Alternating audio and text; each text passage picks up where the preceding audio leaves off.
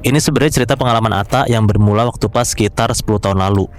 Pas bisa dibilang lagi di titik terendah dan tergelap dalam hidupnya Atta lah.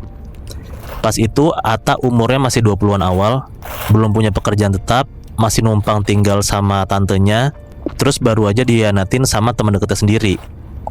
Nah ternyata si Atta sama temennya tuh kayak ada satu konflik gitu, sampai akhirnya utang-utang temennya tuh numpuk lah, sampai-sampai harus ngegandain motornya Atta.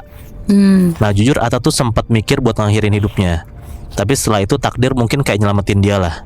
Nah tapi ternyata bukan nyelamatin jatuhnya, takdir ngebawa dia kabur dari segala masalah ke tempat yang tanpa sadar justru tuh lebih jahat dibanding kematian itu sendiri.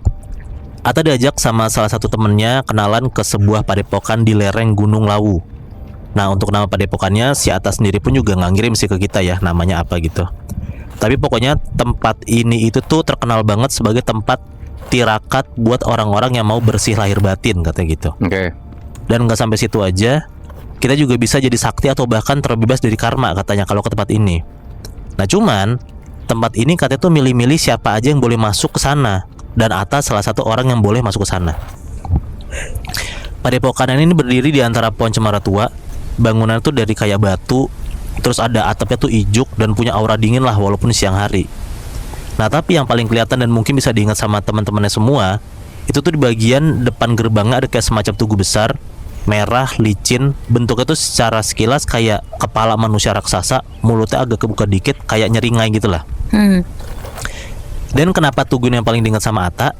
Katanya pertama kali ngelewatin batu ini, rasanya tuh dia tuh kayak diliatin sama orang Nat. Bukan diliatin sama patung ya. Katanya tuh emang kayak ada sesuatu yang lagi ngumpet di balik batu ini. Dan walaupun Atta ngerasa kayak itu sugesti doang, Atta tuh ngerasa kayak enggak sugesti, ini beneran nyata gitu soalnya. Terus ada yang lebih unik lagi katanya dari padepokan ini. Setiap orang yang terpilih buat masuk ke dalam itu harus ganti nama, nggak boleh pakai nama asli. Nama asli dia kan Atta gitu kan. Di sana tuh dia harus panggil namanya Santri Wira, yang nggak tahu lah artinya apa gitu si Wira ini.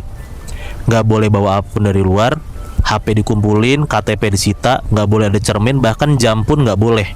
Pokoknya waktu itu tuh berjalan dan ditandain cuman kayak berdasarkan lonceng menara bambu padepokan itu. Di sana semua santri itu tidur kayak satu barak panjang, dialasin sama tikar. Semua harus tidur sejajar, ngadep utara. Dan anehnya, kalau tidur tuh tangan santri ini harus ditaruh di dada kayak mayat gitu loh, bayangkan? Kayak dilipat gitu. Bener. Nah ada satu aturan yang paling aneh menurut gue Nat. Katanya setiap santri ini nggak boleh mimpi. Kalau sampai ada yang mimpi, mereka tuh harus lapor. Kalau ketahuan mereka mimpi tapi nggak lapor, bisa-bisa dihukum, dan dihukumnya itu dicambuk.